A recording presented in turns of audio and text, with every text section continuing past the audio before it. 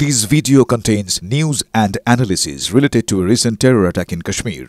The content may include sensitive visuals and discussions that could be distressing to some viewers. Viewer discretion is advised. We strongly condemn all forms of violence and terrorism.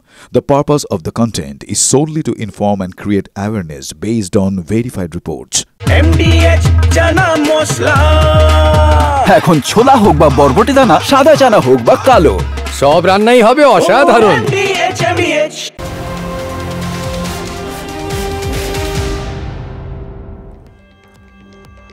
নমস্কার, দেখছেন টিভি9 বাংলা। দুপুরে super prime টাইমে full and final নিয়ে আপনাদের সঙ্গে আমি অনির্বাণ, আর আমার সঙ্গে রয়েছে শুভজিৎ। আর শুরুতেই সুপার প্রাইম টাইমে ফুল অ্যান্ড ফাইনালের শুরুতেই আজকে যে খবর চোখ রাখবো, এবার পাক চর সন্দেহে গ্রেফতার সিআরপিএফ জওয়ান। দিল্লি থেকে গ্রেফতার করলো এনআইএ। টাকার বিনিময়ে পাক গোয়েন্দাদের তথ্য সরবরাহের অভিযোগ, অত্যন্ত গুরুতর অভিযোগ। এক সিআরপিএফ জওয়ানকে এবার দিল্লি থেকে গ্রেফতার করলো এনআইএ। পাক চর সন্দেহে গ্রেফতার সিআরপিএফ জওয়ান। আমাদের চিফ রিপোর্টার সিজার মন্ডল এই মুহূর্তে রয়েছেন আমার সঙ্গে টেলিফোনে। সিজার, বিস্তারিত জানতে চাইবো এই গ্রেফতারি সম্পর্কে।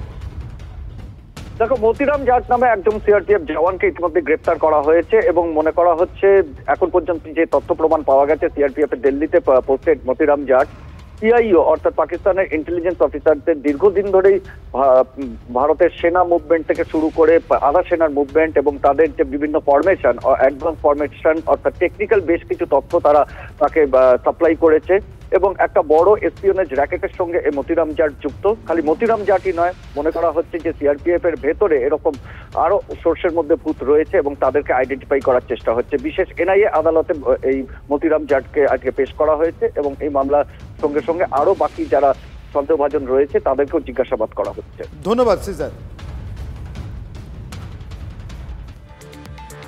এদিকে অপারেশন সিঁদুরে ফের সেনার প্রশংসা প্রধানমন্ত্রীর গলাতে। 22 এপ্রিলের জবাব 22 মিনিটে দিয়েছে ভারতীয় সেনা। গুড়িয়ে দেওয়া হয়েছে পাকিস্তানের 9টি জঙ্গি ঘাঁটি। পাকিস্তানকে ধরাশায়ী করেছে ভারত।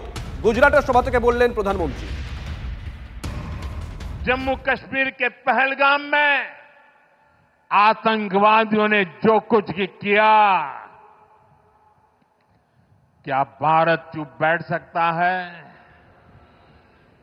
क्या मोदी चुप बैठ सकता है? जब कोई हमारी बहनों के सिंदूर को मिटाएगा तो उसका भी मिटना तय हो जाता है। आतंक फैलाने वालों को सपने में भी सोचा नहीं होगा मोदी से मुकाबला करना कितना मुश्किल होता है। बाल बच्चों के सामने पिता को गोली मार दी। आज भी वो तस्वीरें देखते हैं तो खून खौल जाता है। आतंकवादियों ने 140 करोड़ भारतीयों को चुनौती दी थी, इसलिए मोदी ने वही किया जिसके लिए देशवासियों ने, आपने मुझे प्रधान सेवक की जिम्मेदारी दी। मोदी ने अपनी तीनों सेनाओं को खुली छूट दी और हमारे शूरवीर ने वो कर दिखाया जो दुनिया ने पिछले कई दशकों से नहीं देखा था। हमने सीमा पार चल रहे आतंक के 9 सबसे बड़े आतंकी ठिकाने उनको ढूंढ निकाला, अता पता पक्का कर लिया और 22 तारीख को उन्होंने जो खेल खेला था, 6 तारीख रात को 22 मिनट में हमने उनको मिट्टी में मिला दिया। भारत की इस कार्रवाई से बौखलाकर जब पाकिस्तानी सेना ने दुस्साहस दिखाया तो हमारी सेनाओं ने पाकिस्तानी फौज को भी धूल चटा दी। আর এবার দক্ষিণ কোরিয়ার মাটিতে পাকিস্তানের মুখোশ খুললেন অভিষেক বন্দ্যোপাধ্যায়। শুভ, আমরা জানি যে কয়েকদিন আগেই তিনি জাপানে যেভাবে পাকিস্তানের মুখোশ খুলেছিলেন, এবার দক্ষিণ কোরিয়ার মাটিতে জঙ্গি নেতাদের শেষকৃত্যে পাক সেনা কর্তাদের উপস্থিতির কথা তুলে ধরে প্রতিবেশী দেশের সন্ত্রাসে মদত নিয়ে সুর চলালেন তৃণমূল সাংসদ। জঙ্গিদের মদতদাতা পাকিস্তানের স্বরূপ তুলে ধরে সঙ্গে সঙ্গে অপারেশন সিন্দুরের সাফল্য সিওলে তুলে ধরলেন অভিষেক, ভারতের সর্বদলীয় সংসদীয় প্রতিনিধি দলের অন্যতম প্রতিনিধি।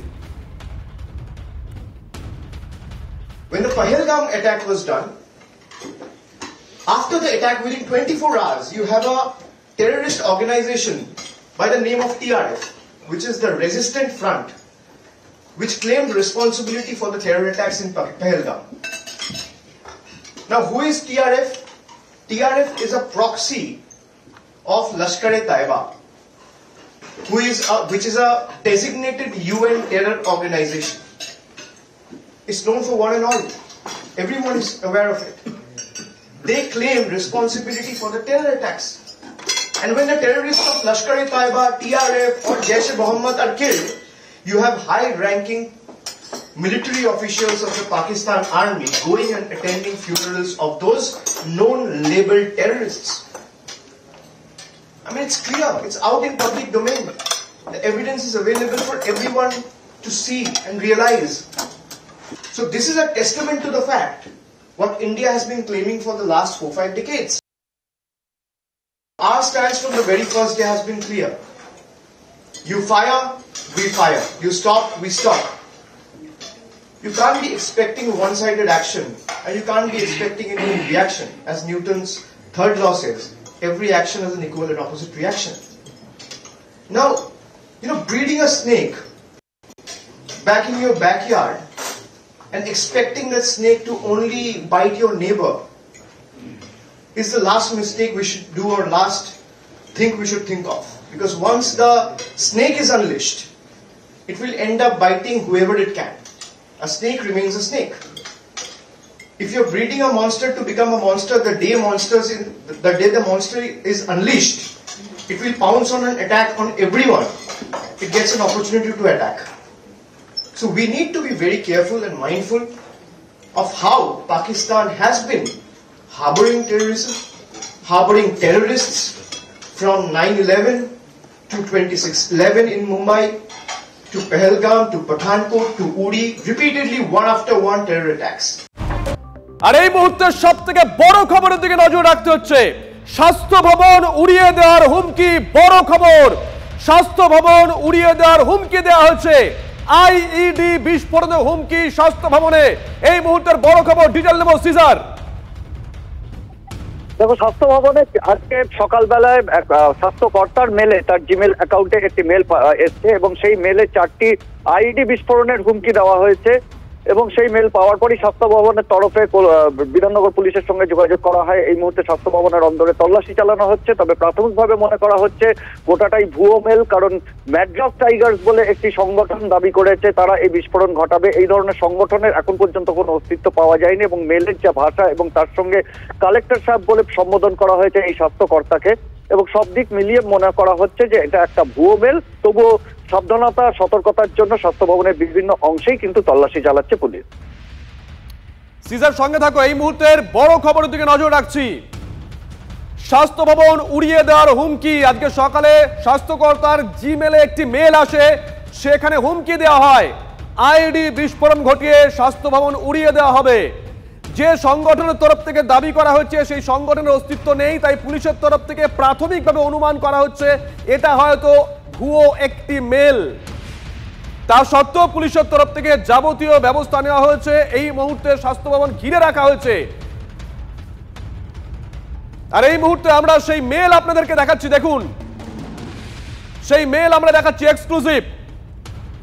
স্বাস্থ্যকর্তার কাছে যে ইমেল এসে পৌঁছেছে, তার ব্যক্তিগত জিমেলে যে মেলটি এসে পৌঁছেছে সেই মেল, সেখানেই হুমকি দেওয়া হয় 4টি বিস্ফোরণ ঘটানো হবে স্বাস্থ্য ভবনে। যাবো সিজারের কাছে। সিজার, এখনো পর্যন্ত এই মেলটা কোথা থেকে এলো, মানে প্রেরক কে, এই বিষয়ে পুলিশ কিছু জানতে পেরেছে? দেখো, ইতিমধ্যে বিধাননগর পুলিশের সাইবার ক্রাইম শাখা তারা তদন্ত শুরু করেছে। এই মেল কারা পাঠিয়েছে, কোথা থেকে এসছে, এই মেল কোনো সংগঠিত চক্রের মাধ্যমে যারা সাইবার ক্রাইমের সঙ্গে যুক্ত।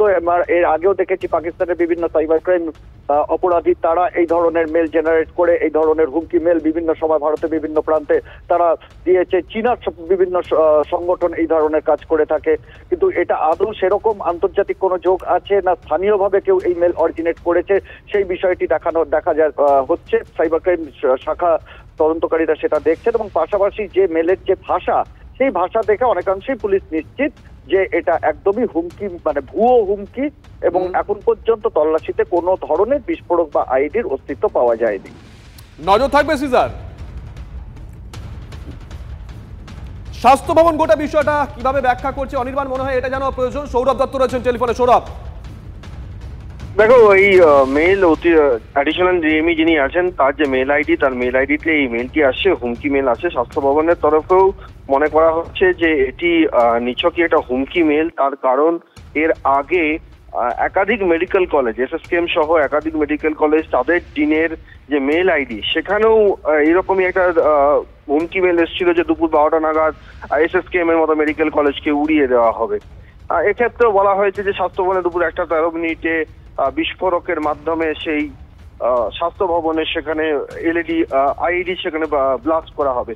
স্বাস্থ্য ভবনের কর্তা ব্যক্তিরা মনে করছেন যে এটা একটা নিছকই ভুয়ো মেল, যেটা এই মুহূর্তে এই যে আবহ এখন রয়েছে, যে উত্তেজনা রয়েছে, ভারত রয়েছে পাকিস্তান বাংলাদেশের রাজনৈতিক প্রেক্ষিতে, সেখানে এই ধরনের হুমকি মেল করে কেউ দৃষ্টি আকর্ষণ করতে চাইছে। নজর থাকবে সৌরভ, নজর রাখো।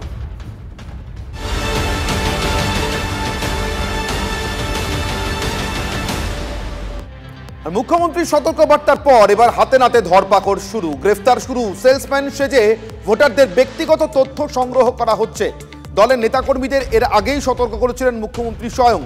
এবার সেই সতর্কতা তৃণমূলের তরফ থেকেও জারি করা হলো। ঠিক তখনই হলুদ গুঁড়ো লঙ্কা গুঁড়োর বিনিময়ে ভোটারদের নাম, ফোন নাম্বার জেনে নিচ্ছে কুচক্রীরা, এমন যখন অভিযোগ সামনে আসছে, এই অভিযোগগুলোকে সামনে রেখে যখন সতর্ক করা হচ্ছে দলের নেতাকর্মীদের, ঠিক তখনই কিন্তু বাঁকুড়াতে গ্রেফতারি হলো। ঠিক একইভাবে যারা এসেছিলেন, মানে যে কায়দায় এই তথ্য সংগ্রহ চলছে ঠিক সেই কায়দাতেই কয়েকজন এসেছিলেন বলে অভিযোগ, তাদেরকে গ্রেফতার করা হয়েছে।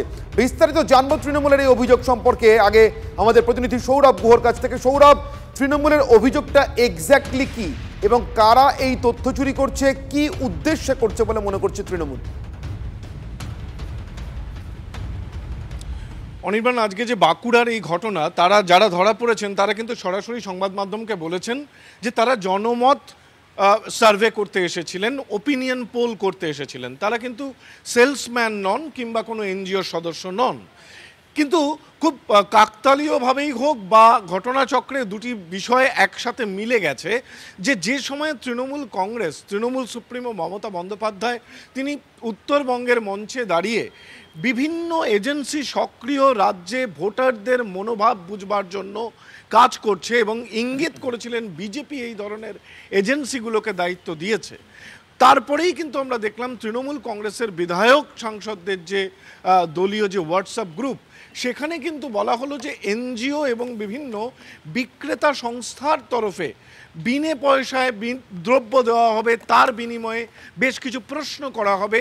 এভাবে কিন্তু মানুষের কাছ থেকে মনোভাব, তাদের রাজনৈতিক মনোভাবও জানতে চাওয়া হতে পারে। এই ঘটনার পরই আজকে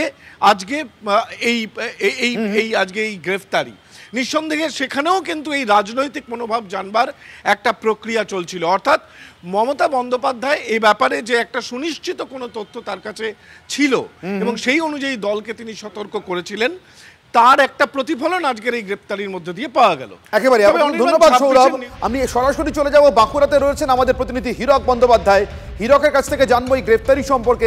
হীরক, এরা কিভাবে এসেছিলেন, কোথা থেকে গ্রেফতার হলেন, কেন সন্দেহ হলো এদের সম্পর্কে, এদের আইডেন্টিটি সম্পর্কে কারা খবর দিলেন, পুরোটা যদি বলো। দেখো, যেটা জানা যাচ্ছে যে বাঁকুড়া শহরের 15 নম্বর ওয়ার্ড, সেই 15 নম্বর ওয়ার্ডে গতকাল অর্থাৎ রবিবার এই 5 জন, 2 জন মহিলা সমেত 5 জন তারা এসে পৌঁছন এবং এই 15 নম্বর ওয়ার্ডের বাড়ি বাড়ি ঘুরে তারা বিভিন্ন পরিবারের সঙ্গে দেখা করেন, তাদের কাছ থেকে ভোটার কার্ড এবং আধার কার্ডের ফটোকপি সংগ্রহ করেন এবং তারা পাশাপাশি বিভিন্ন তথ্য সংগ্রহ করছিলেন। এবং এই বিষয়টা যখন স্থানীয় বাসিন্দাদের নজরে আসে তখনই স্থানীয় বাসিন্দাদের সন্দেহ হয়।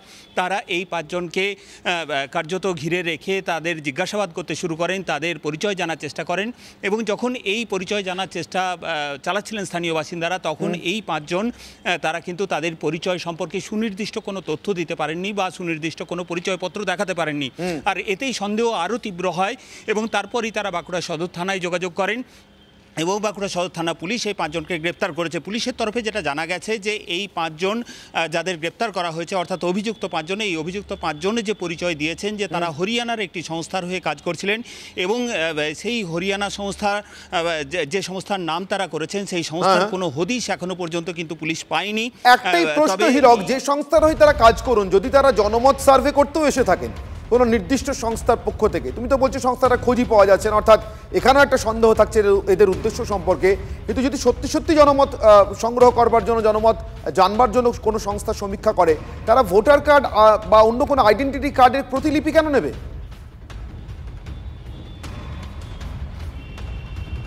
একদমই, এটাই কিন্তু পুলিশের তদন্তের অন্যতম বিষয়। পুলিশে যেটা বলছেন যে যদি জনমত সমীক্ষা করে থাকেন তাহলে সেক্ষেত্রে বিভিন্ন ধরনের প্রশ্ন করা হয়। সাধারণত যেটা করা হয় যে ভোটারদের বিভিন্ন ধরনের প্রশ্ন করা হয় এবং তাদের যে রাজনৈতিক মতামত সেটা জানার চেষ্টা করা হয়, কিন্তু সেক্ষেত্রে ভোটার কার্ড বা আধার কার্ডের প্রতিলিপি সংগ্রহ করা হয় না। পুলিশের দাবি যে কোনো প্রতারণার কাজে যুক্ত থেকে থাকতে পারে এই 5 জন এবং সেই প্রতারণার কাজে ব্যবহারের জন্যই এই আধার কার্ড বা ভোটার কার্ড সংগ্রহ করা হচ্ছিল। আপাতত তোমাকে ধন্যবাদ হীরক। এই প্রতারণা কি কোনো রাজনৈতিক প্রতারণার কোনো বড় ষড়যন্ত্রের একটা অংশ হতে পারে? অর্থাৎ ঠিক যে আশঙ্কাটা মুখ্যমন্ত্রী মমতা বন্দ্যোপাধ্যায় প্রকাশ করেছিলেন কয়েকদিন আগে উত্তরবঙ্গে তার প্রশাসনিক বৈঠক থেকে, মুখ্যমন্ত্রী মমতা বন্দ্যোপাধ্যায় এই ধরনের চক্রের কাজ সম্পর্কে সরাসরি যে আশঙ্কা প্রকাশ করেছিলেন তা কিন্তু তথ্য চুরির।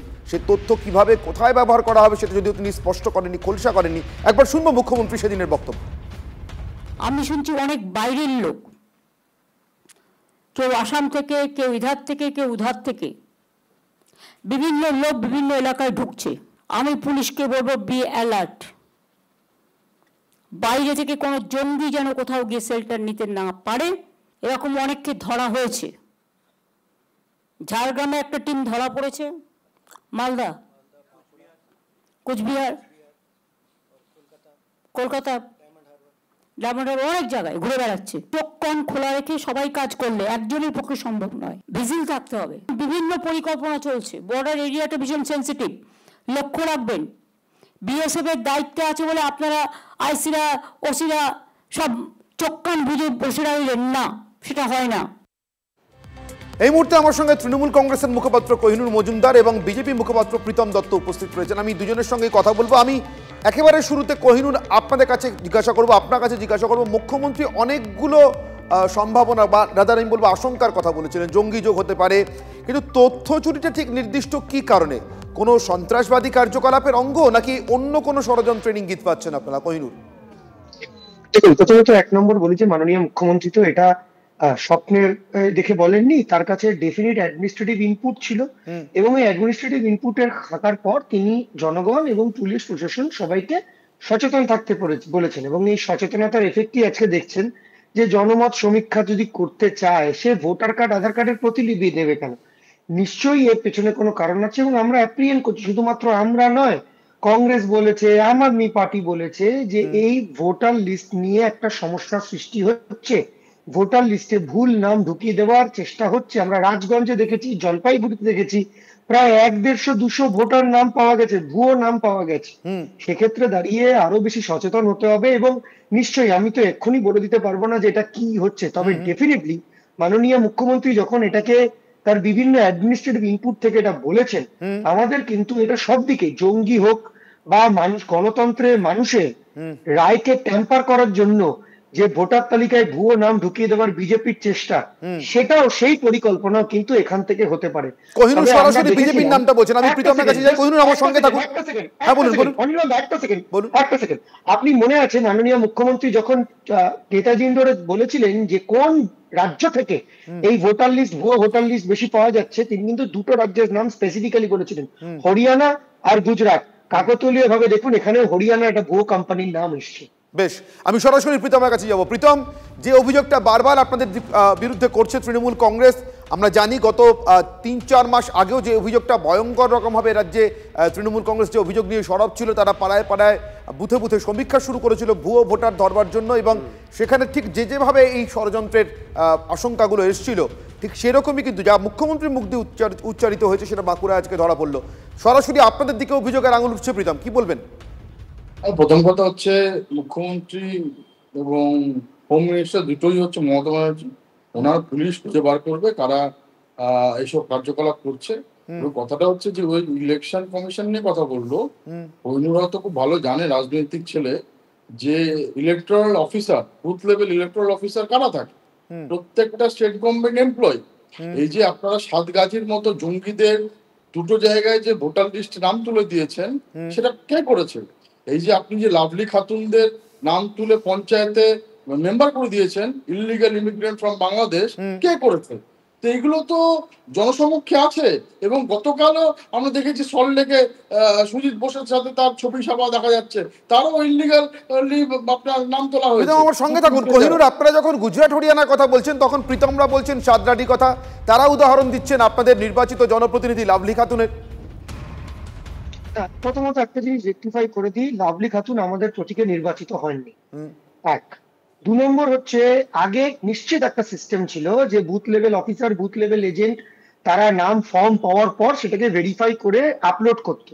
কিন্তু এখন অনলাইন হয়ে যাওয়ার ফলে ইআরও বা এইআরও বা ডিআরও বা বুথ লেভেল অফিসার বা বুথ লেভেল এজেন্টের সঙ্গে যে আলোচনা করে নাম তোলার প্রক্রিয়া হয়, সেই প্রক্রিয়াটা অনেকটা থমকে গেছে। আমরা বারবার এই কথাটা বলেছি, অনলাইনে নাম তোলার ফলে কোনো মতো কোনো সার্ভে হচ্ছে না যে এই নামটা আদেও আছে কি নেই, কোহিনূর মজুমদার এ আছেও কি নেই, এই নামটা হয় না। তার সব থেকে বড় এক্সাম্পল বিজেপির রাজ্য সভাপতি স্ত্রীর নাম, 2 জায়গায় তার নাম আছে, তিনি এক জায়গায় নাম তুলেছেন। আগে কি হতো যে এক জায়গায় নাম তুললে বুথ লেভেল এজেন্টরা গিয়ে বুথ লেভেল অফিসারকে দিত, দিয়ে নামটা কাটতে হতো। এই প্রক্রিয়াটাকে হল্ট করে দেওয়ার চেষ্টা করে অনলাইন করার ফলে বুথ লেভেলে বা সরকারি অফিসার বা ডিএম বা এডিএম এগুলো কিচ্ছু করতে পারছে না। সাদরাডির নাম বা লাভলি খাতুনদের নাম আপনি বলছেন অনলাইনে তুলে দেওয়া হয়েছিল ভোটার লিস্টে?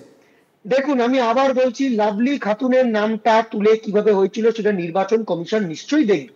লাভলি খাতুন আমাদের নির্বাচিত, আমাদের প্রতীকে নির্বাচিত হননি, আমরা তাদের টিকিট দিইনি, তিনি পরে জয়েন করেছিলেন, এক। আর 2 নম্বর হচ্ছে, কিন্তু কেউ একজন আপনাদের দল জয়েন করলেও তো আপনাদের দায়িত্ব থেকে যায়, সেই লোকটা ভারতের নাগরিক কিনা সেটাই ধরুন।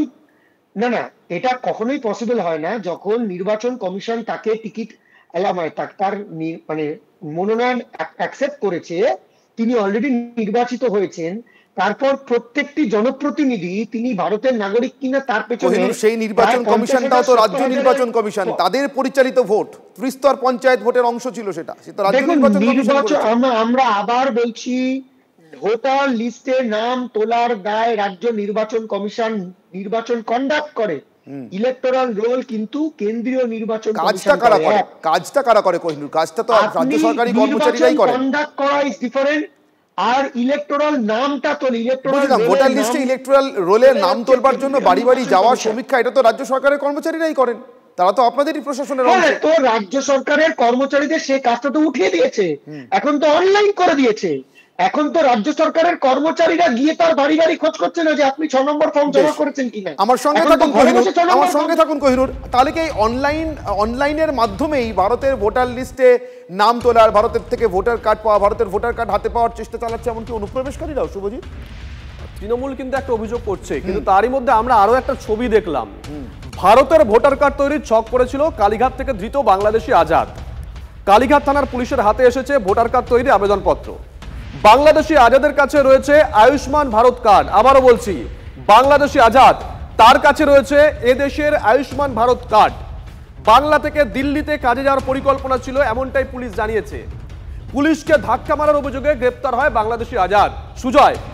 যদি পুলিশকে ধাক্কা না মারতো তাহলে পুলিশ তাকে গ্রেপ্তার হয়তো করতো না। সে বছরের পর বছর ধরে এখানে রয়ে গেছে, পুলিশের কাছে কোনো ইনপুট ছিল না, পুলিশকে ধাক্কা মারলো, পুলিশ তাকে অ্যারেস্ট করলো, তারপরে কেঁচো খুঁড়তে গিয়ে কে উঠে বেরোলো সুজয়।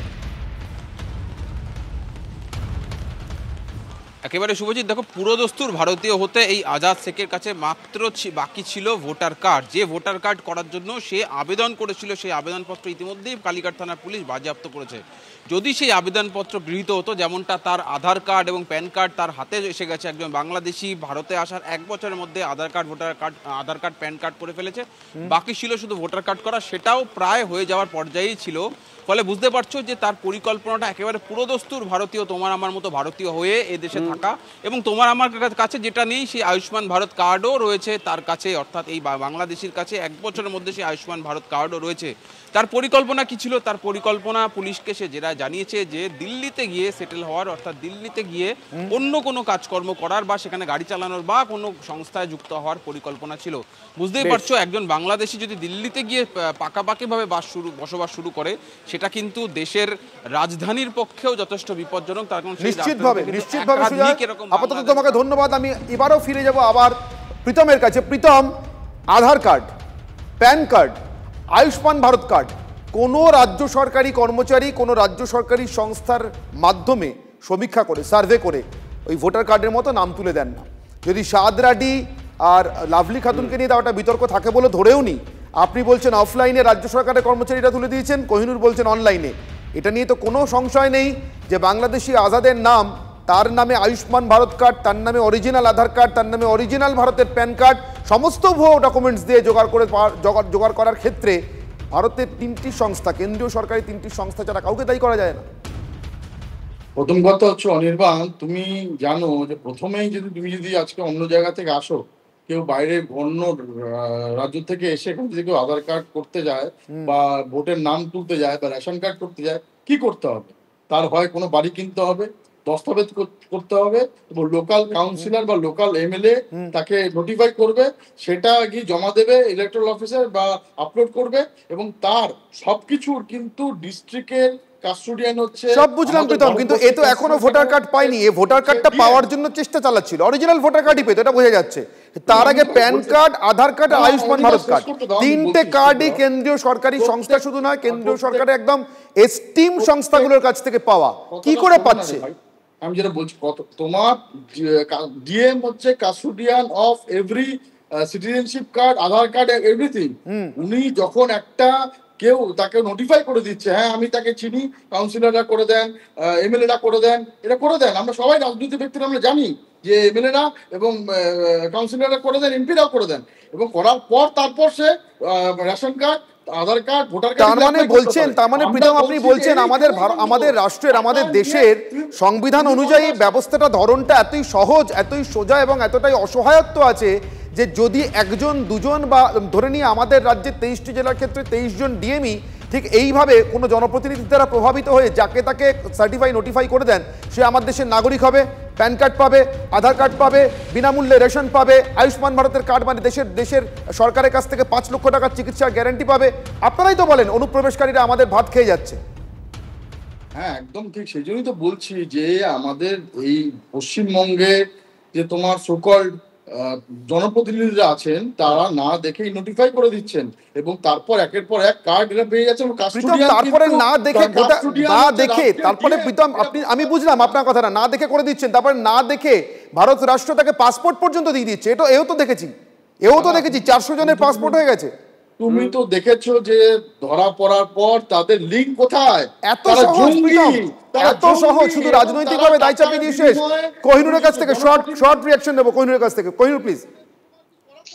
প্রথমত বলি, কোনো জনপ্রতিনিধির কোনো নোটিফিকেশন ভোটার লিস্ট নাম তুলতে কাজে লাগে না। ভোটার লিস্টে যদি আপনি কোনো জনপ্রতিনিধির প্রেসিডেন্সিয়াল সার্টিফিকেট নিয়ে যান, হন না। আয়ুষ্মান ভারত আপনাকে অনলাইন প্রধানমন্ত্রী যোজনার অনলাইন পোর্টালে গিয়ে, সিএসসি পোর্টালে গিয়ে তুলতে হয়, সেক্ষেত্রেও কোনো জনপ্রতিনিধির লেটার লাগে না। এবং পশ্চিম বাংলার কোনো কর্মচারী, কোনো অফিসার কিন্তু এই আয়ুষ্মান ভারতের যোজনার কার্ড দেয় না। এটা এক। 2 নম্বর আমি কোহিনুর, আপনি আমার সঙ্গে থাকুন, আমি ফিরে আসবো। এই মুহূর্তে আরো একটা বড় খবরের দিকে নজর রাখতে হচ্ছে। সামান্য জমি বিবাদ আর তাকে কেন্দ্র করে দুই পরিবারের সংঘর্ষ, পিটিয়ে খুনের অভিযোগ। উত্তর দিনাজপুর থেকে যে খবর আমরা পাচ্ছি, গোয়ালপুকুরের ঘটনা, তোলপাড়, ছবিটা একবার দেখুন। জমি বিবাদ, দুই পরিবারের সংঘর্ষ, আর সেখানেই একজনকে পিটিয়ে খুন করা হয়েছে, এমনটাই অভিযোগ। উত্তর দিনাজপুরের গোয়ালপুকুরের ঘটনা, ছবিটা একবার দেখুন। বাঁশ দিয়ে পিটাচ্ছেন একজন আরেকজনকে, ইট ছোড়া হচ্ছে, চেয়ার ভাঙচুর করা হচ্ছে, জমি বিবাদকে কেন্দ্র করে বাঁশ লাঠি দিয়ে একে অপরের ওপর চড়া হয়। মার্ক করে আমরা দেখাচ্ছি, দেখুন এই ছবি উত্তর দিনাজপুরের গোয়ালপুকুরের। চেয়ার ভাঙচুর করা হয়েছে, বাড়ি ভাঙচুর করা হয়েছে। আনোয়ারুল হক, তাকে পিটিয়ে খুন করা হয়েছে, যে অভিযোগ সেখান থেকে উঠে আসছে। অভিযুক্তরা এখনো অধরা, ঘটনাস্থলে গিয়ে পৌঁছেছে বিশাল পুলিশ বাহিনী। ডিটেল নেব রূপক। রূপক, ঠিক কি ঘটেছে? দেখো, যেমনটা অভিযোগ যে প্রতিবেশীর সঙ্গে কিন্তু সেখানে একটা সীমানা প্রাচীর দেওয়াকে কেন্দ্র করেই কিন্তু এই ঝামেলার সূত্রপাত, এবং তার পরবর্তীতে কিন্তু সেই প্রতিবেশী এই পরিবারের ওপরে তারা হামলা চালায় এবং বাঁশ লাঠি নিয়ে তারা কিন্তু হামলা চালায়। তাতেই কিন্তু চিকিৎসাধীন অবস্থায় কিন্তু এই ব্যক্তির মৃত্যু হয়েছে, যেমনটা কিন্তু পরিবার অভিযোগ করছে। সমস্ত ঘটনাতে কিন্তু পুলিশ ইতিমধ্যেই তদন্ত শুরু করেছে, যদিও নিহতের পরিবার তারা কিন্তু অভিযোগ তুলছেন যে পুলিশ দেরি করে এসেছে এবং পুলিশ সঠিকভাবে তদন্ত করেনি এবং এই ঘটনায় এখনো পর্যন্ত কাউকে গ্রেপ্তার করেনি বলে ওই পরিবার অভিযোগ করছে। সবটাই কিন্তু এখন পুলিশি তদন্ত সাপেক্ষ। ঘটনার পেছনে কি কারণ রয়েছে তা কিন্তু খতিয়ে দেখছে পুলিশ। নজর থাকবে, নজর রাখো। আমরা এই মুহূর্তে গোয়ালপুকুরের ছবি আপনাদেরকে দেখাচ্ছি। দুই পরিবারের মধ্যে একটা জমিকে কেন্দ্র করে বিবাদ হয়েছিল, তারপরেই লাঠি বাঁশ নিয়ে একে অপরকে মারতে শুরু করে একজন মহিলা, তাকে দুজন মিলে বাঁশ দিয়ে মারছে। ছবিটা একবার দেখুন। যে খবর আমরা পাচ্ছি, একজনের মৃত্যু হয়েছে।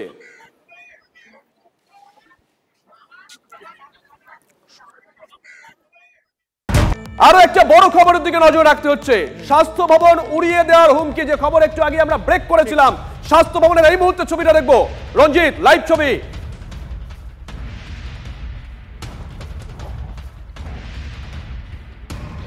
দেখো, স্বাস্থ্য ভবনে আইডি হামলার হুমকি এবং স্বাস্থ্য কর্তার মেল আইডি তে হুমকি মেল আসে। ডেপুটি ডিরেক্টর হেলথ সার্ভিসকে পাঠানো হয়েছিল এই মেলটি, এবং চারটি আইডি বিস্ফোরণ করানো হবে এমনটাই হুমকি।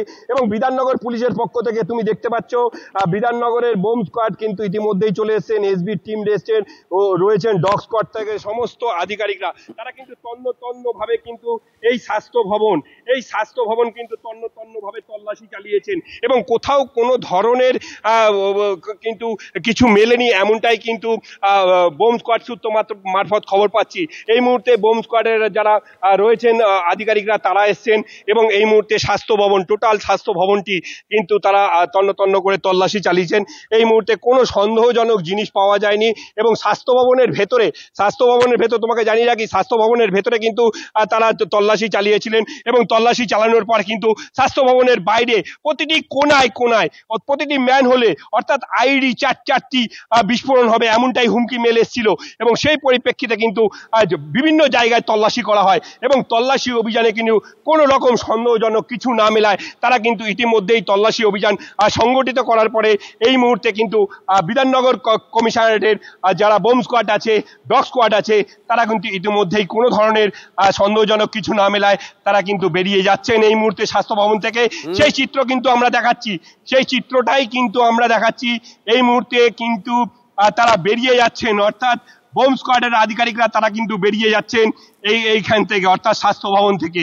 এবং কোনো ধরনের মেলে যে কথাটি উল্লেখিত ছিল সেই ধরনের কোনো ধরনের কিন্তু কিছু পাওয়া যায়নি। কিছু পাওয়া গেছে? না, কিছু পাওয়া যায়নি। কিছু পাওয়া যায়নি? না। আমরা চারিদিকে হ্যাঁ, ভিতরে বাইরে সমস্ত জায়গায় খুঁজেছি, কিছু পাওয়া যায়নি, তাই তো? আপনার নাম? শানোয়ার শেখ।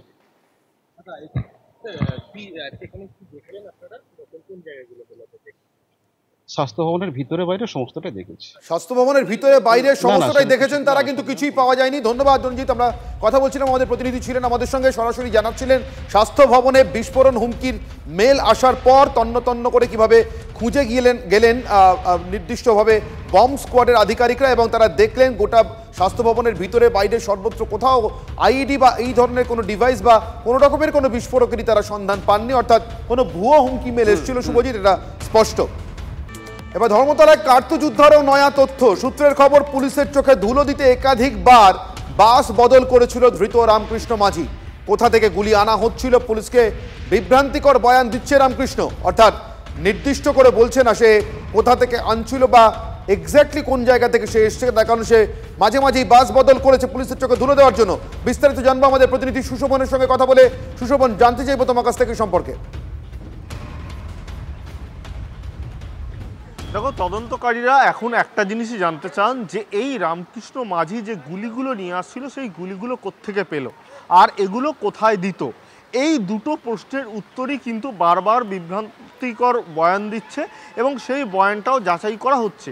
অন্য দিক থেকে তদন্তকারীরা আরও যেটা তাদের মনে প্রশ্ন, যে গুলি শহর কলকাতায় নিয়ে আসা হলো, কিন্তু তাহলে এই গুলিগুলো ব্যবহার করতো কি দিয়ে? বন্দুক দিয়ে। সেই বন্দুকটা তাহলে কোথায়? সেগুলো কি আগে হাত বদল হয়ে গেছে, না কোনো ব্যক্তি বা কোনো গ্যাং একটু একটু করে তাদের অস্ত্র ভাণ্ডার মজুত করছিল বা তৈরি করছিল? এইগুলো কিন্তু তদন্তকারীরা জানতে চায়, যেটা রামকৃষ্ণ মাঝি এখনো পর্যন্ত মুখ খুলছে না। অন্য দিক থেকে সে বলছে যে সে এসছে প্রায় হলদিয়ার কাছাকাছি থেকে, কিন্তু সেইখানেও একটা বিভ্রান্তি ছড়াচ্ছে। তার কারণ তার যে কথাবার্তা, সেই কথাবার্তায় একটা বারবার অসঙ্গতি আসছে।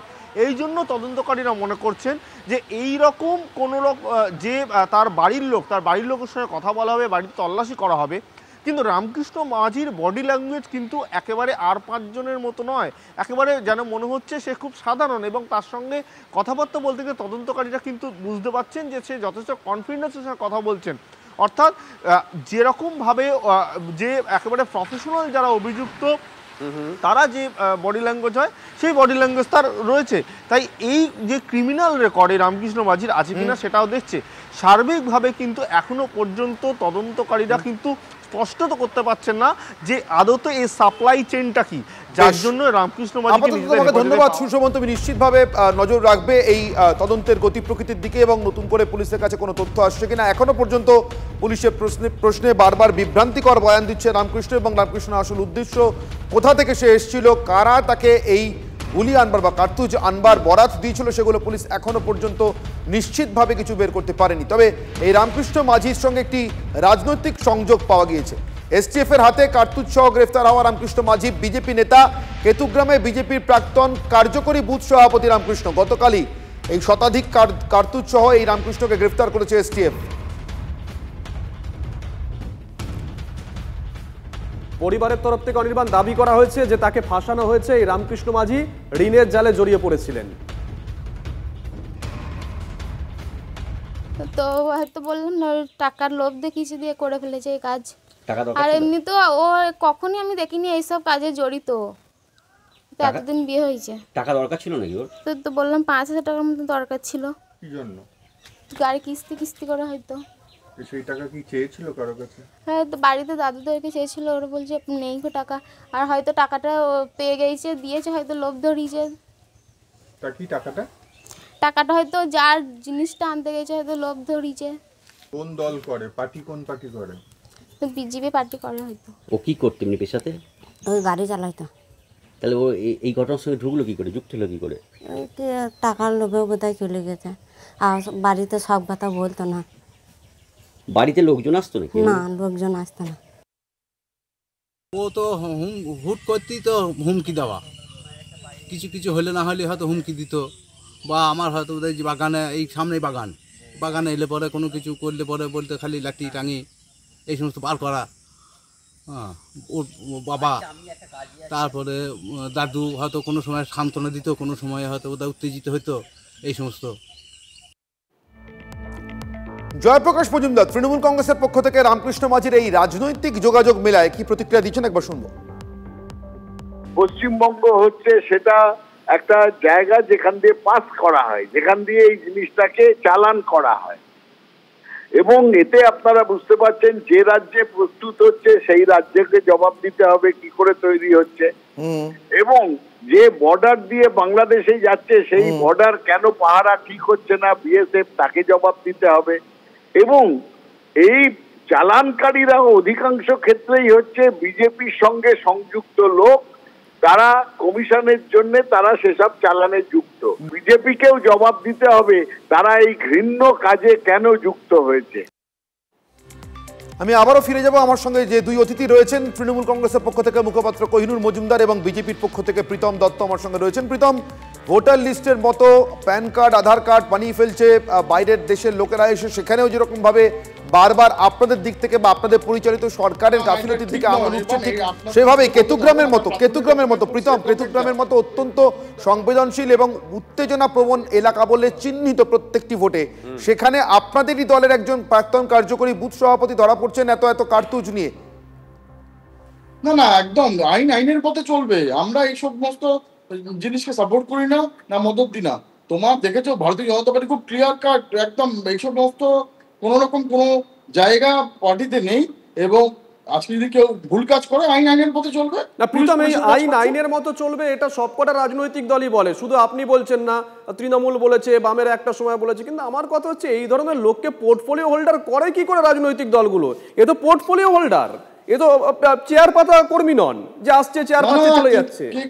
আপনার যখন আমরা কোনো কার্যকর্তাকে ওখানে একটা বুথের প্রেসিডেন্ট হচ্ছে, তাই তার ক্রিমিনাল ব্যাকগ্রাউন্ড আছে কিনা, তাহলে এবার থেকে আমরা কার্যকর্তা করতে গেলে সবসময় তৃণমূলের পুলিশের দ্বারস্থ হতে হবে যে তাদের ক্রিমিনাল ব্যাকগ্রাউন্ড আছে কিনা, এগুলো চেক করে আমরা কার্যকর্তা করবো।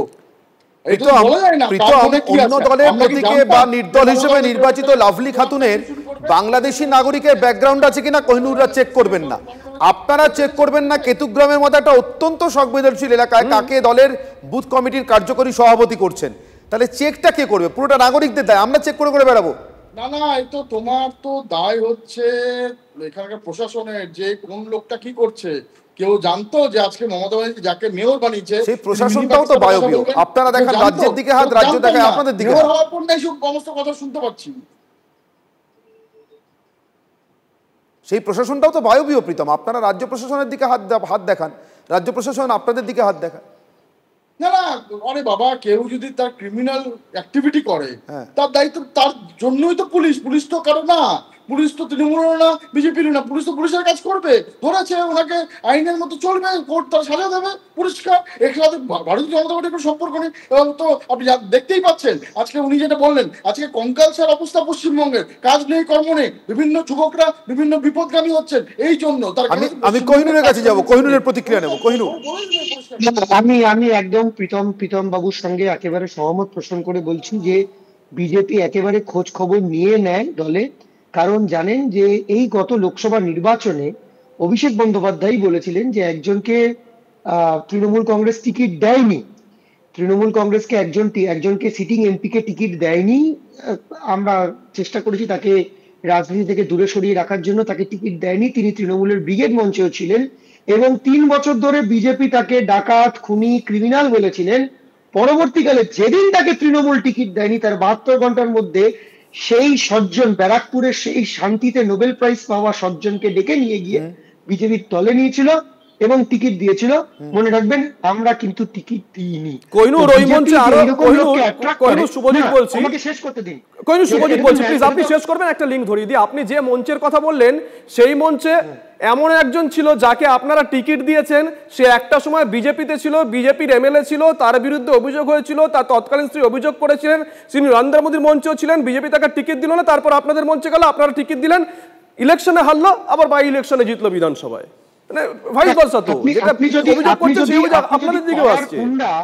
আর একটা ডোমেস্টিক ভায়োলেন্সের কমপ্লেনটাকে এক জায়গায় ধরে আনতে পারেন, মানে এক জায়গায় এক দাঁড়িপাল্লার মধ্যে রাখেন, তাহলে আমি সত্যি খুব অবাক হচ্ছি। 2 নম্বর হচ্ছে এক্সাম্পলটা তো শুভজিৎ ইজ নট রিজনাল, যে ব্যারাকপুরের রিজনাল, এটা তো ন্যাশনাল লেভেলেও আছে। যাকে বলেছে চাক্কি পিসিং, যাকে বলেছিল জেল খাটাবো তাকে নিয়ে এসছে, যাকে বলেছিল সারদাতে জেল খাটাবো তাকে নিয়ে এসছে, যাকে বলেছিল নারদাতে জেল খাটাবো তাকে নিয়ে এসছে দলে। তো বিজেপি যার বাড়িতে সিবিআই পাঠায়, এই ধরুন তাপস রায়, বাড়িতে ইডি পাঠালো, সিবিআই পাঠালো, তার 48 ঘন্টার মধ্যে নিয়ে এলো। তো স্বাভাবিকভাবে বিজেপি শুধুমাত্র খোঁজ নেয় না, বিজেপি অ্যাবসলিউটলি খোঁজ নেয় যে কার পেছনে ক্রিমিনাল রেকর্ড আছে। এবং প্রীতম আমাদের সঙ্গে থাকুন, আপনারা দুজনে আমার সঙ্গে থাকুন। আমি চলে যাব সরাসরি পাঁশকুড়ার খবরে। 12 ঘন্টা পার হয়ে গেল, মায়ের অভিযোগের পর এখনো কিন্তু সিভিক ভলান্টিয়ারের বিরুদ্ধে কোনো পদক্ষেপ করেনি পুলিশ। আমরা এর আগে পুলিশকে বলতে শুনেছি যে তাদের কাছে কোনো লিখিত অভিযোগ দায়ের হয়নি, পরিবার কোনো অভিযোগ দায়ের করেনি। ওই 5 টাকার চিপসের প্যাকেটের জন্য আত্মহত্যা করা ছাত্রের পরিবারের কথা বলছি শুভজিৎ। আমরা সবাই নিশ্চয়ই বুঝতে পারছি সপ্তম শ্রেণীর সেই ছাত্রের পরিবার শেষমেশ গতকাল পুলিশের কাছে অভিযোগ করে, কিন্তু তারপরে 12 ঘন্টা পেরিয়েছে। পুলিশের বিরুদ্ধে গতকালই বিস্ফোরক অভিযোগ করেছিলেন আত্মঘাতী কিশোরের মা।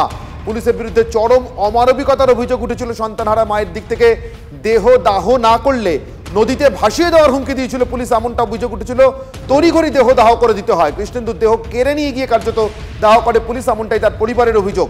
বিক্ষোভকারী গ্রামবাসীদের উপরে নির্মম লাঠিচার্জেরও অভিযোগ করেন কৃষ্ণেন্দুর মা, যার ফলে গ্রাম নাকি প্রায় পুরুষশূন্য হয়ে গিয়েছিল। অভিযোগ পাওয়ার পরে কিন্তু সেই পুলিশ শেষমেশ যখন পরিবারের কাছ থেকে অভিযোগ পেল, তারপরেও কিন্তু এখনো পর্যন্ত কোনো ব্যবস্থা নেয়নি পুলিশ। আমরা লাইভে দেখিয়েছিলাম গতকাল সন্ধ্যে ঠিক তখন বাজে 7:02, সেই সময় অভিযোগটা দায়ের হয়েছিল, কনিষ্কই লাইভে ছিল তখন। তার মানে কার্যত 18 ঘন্টা, 12 ঘন্টা নয় 18 ঘন্টা হয়ে গেল, এখনো পর্যন্ত পুলিশ কোনো ব্যবস্থা নিল না। আমাদের সঙ্গে সরাসরি রয়েছেন আমাদের প্রতিনিধি কনিষ্ক, কথা বলবো কনিষ্কর সঙ্গে। কনিষ্ক, পুলিশ এখন কি বলছে? এর আগে তো না হয় অভিযোগ ছিল না, অভিযোগ আসার পরে 18 ঘন্টা পার হয়ে গিয়েছে, কোথায় সমস্যা? দেখো, সেই বিষয়টাই কিন্তু এখন প্রশ্ন উঠছে। অর্থাৎ এতদিন পুলিশ যেখানে বলেছিল যে পরিবারের পক্ষ থেকে কোনোভাবে লিখিত অভিযোগ হয়নি, ফলে লিখিত অভিযোগ না হলে তারা এই সিভিক পরিবারের বিরুদ্ধে যে অভিযোগটা উঠে আসছে সেক্ষেত্রে পদক্ষেপ নিতে পারছে না। কিন্তু অভিযোগ দায়ের হলো, তারপরেও তেমনটা তুমি ঘড়ির কাঁটা ধরে সময় বললে প্রায় 18 ঘন্টা, ফলে সেই 18 ঘন্টা কাটার পরেও কেন পদক্ষেপ করছে না, কোথায় বাদ সাধছে? এই মুহূর্তে যখন আমি লাইভে দাঁড়িয়ে আছি তখন কিন্তু সিভিকের পরিবারের পক্ষ থেকে তার স্ত্রী বক্তব্য দিচ্ছে যে সমগ্র ঘটনাটা যে ঘটেছে, এলাকার এক বাসিন্দা অর্থাৎ শ্যামাপদ ভূঁইয়া বলে এক বাসিন্দা, তিনি এই সমগ্র ঘটনাটা এলাকায় অপপ্রচার করেছেন এবং কৃষ্ণেন্দু যে চুরি করেছিল বা চিপসের প্যাকেট যে নিয়ে গিয়েছিল কান ধরে উঠবোস করিয়েছে, সমগ্র ঘটনা কিন্তু যে সুমিত্রা দেবী অর্থাৎ কৃষ্ণেন্দুর মাকে কিন্তু চাষের যে মাঠ রয়েছে অর্থাৎ কৃষিজীবী যে পরিবার, সেই কৃষ্ণেন্দুর পরিবারের তার মাকে মাঠে গিয়ে সেখানে কিন্তু বলেছে যে তোমার ছেলেকে এখানে অমুক লোক কান ধরে উঠবস করাচ্ছে, চিপস চুরি করেছে, অর্থাৎ তোমার ছেলে চোর।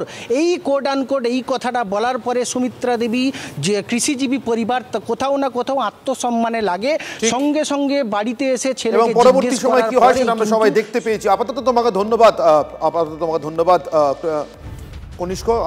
আমার সঙ্গে ছিলেন আমাদের প্রতিনিধি কনিষ্ক। আমি খুব দ্রুত প্রতিক্রিয়া নেব কোহিনুর এবং প্রীতম দুজনের কাছ থেকেই।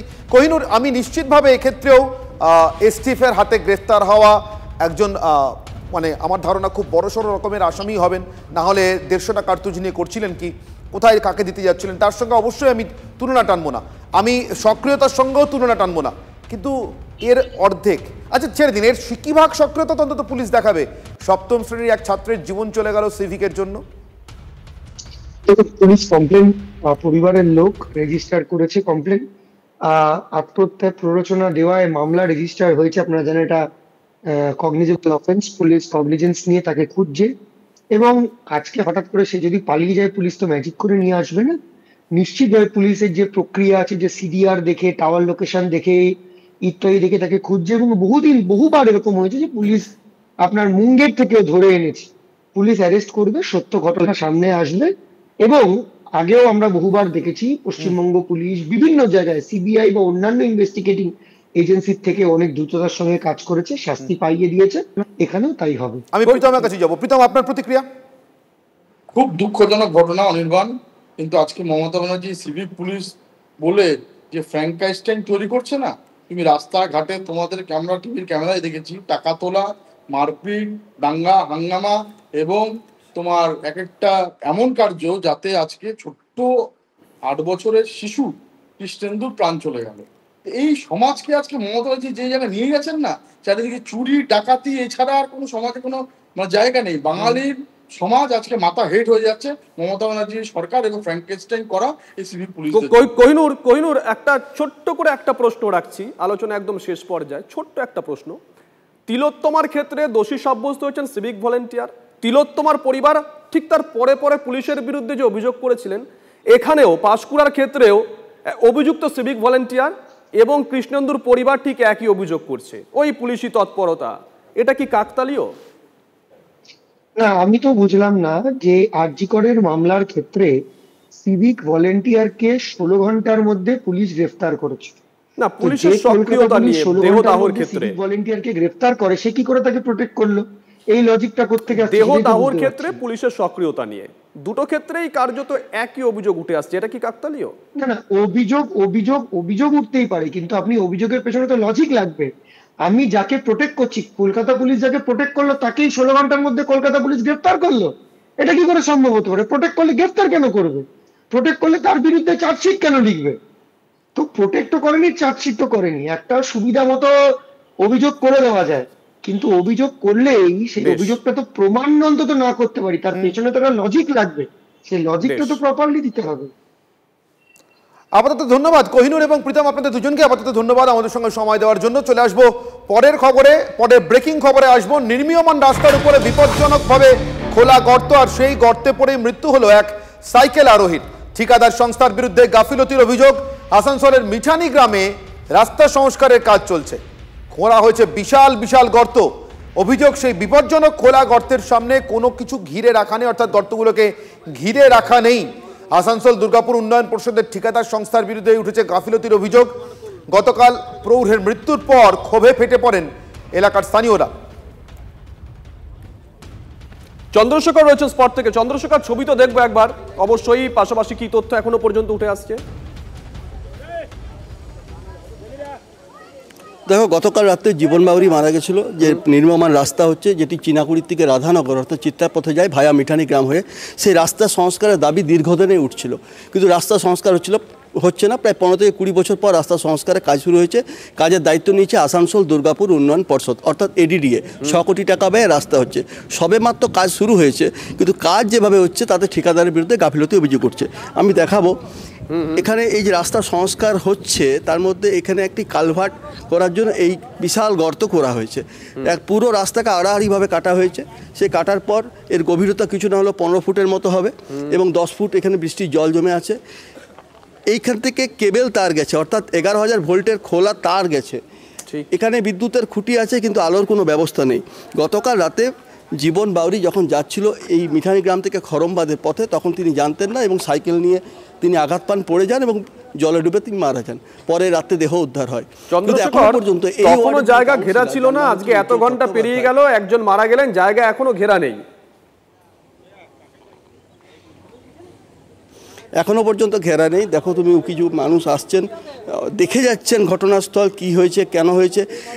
আমরা যে উল্টো দিকটায় আছি, এই দিকটাও ঘেরা নেই, আবার এই পাশটাও তো ঘেরা নেই। কিন্তু প্রশ্ন উঠছে যে এখানকার কাউন্সিলর নাম হচ্ছে উজ্জ্বল চট্টোপাধ্যায়, যিনি আসানসোল দুর্গাপুর উন্নয়ন পর্ষদের ভাইস চেয়ারম্যান এবং রাজ্য তৃণমূলের সহসভাপতি। এত বড় পদে রয়েছেন, তিনি এখনও পর্যন্ত স্পটে আসেননি। তিনি এই নিয়ে কোনো প্রতিক্রিয়া দেননি। মিডিয়া যোগাযোগ করলে তিনি অ্যাভয়েড করেছেন।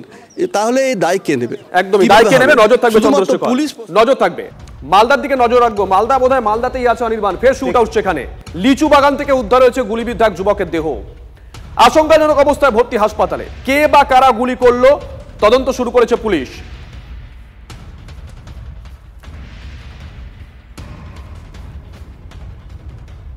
যাবো সুব্রতোষের কাছে। সুব্রতোষ, কি জানা যাচ্ছে এখনো পর্যন্ত?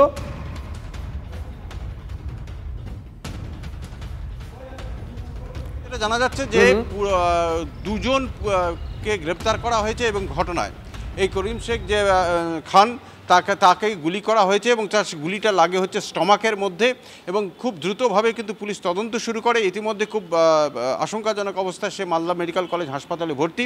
কালিয়াচকের মোজামপুরের এই ঘটনা, খুব বাড়ির কাছেই তাকে গুলি করা হয় এবং এখনও পর্যন্ত পুলিশ কিন্তু এই ঘটনা তদন্ত চালাচ্ছে এবং মূল অভিযুক্ত হিসেবে দুজনকে গ্রেপ্তার করা হয়েছে। তবে দুজনেই শুধু নয়, এর পেছনে আরও বেশ অনেকেই রয়েছে বলে জানা যাচ্ছে পুলিশের তদন্তে এবং পুলিশ মনে করছে এর পেছনে আরও ভাগবাটোয়ারা থেকে কোনো টাকা বা ব্যবসার লেনদেনের ঘটনায় এটা মূলত সামনে আসছে এবং তারই পরিপ্রেক্ষিতে পুলিশ সেইভাবেই কিন্তু তদন্তের চালাচ্ছে। ইতিমধ্যে দুজনকে গ্রেপ্তার করা হয়েছে। নজর রাখো। বাহ, এবার রয়েছে স্বাদ। হ্যাঁ, অপূর্ব স্বাদ। এমডিএচ এর চাঙ্কি চাট মশলা, জীবনে আসল স্বাদ জাগলো। আসল মশলা, এমডিএচ।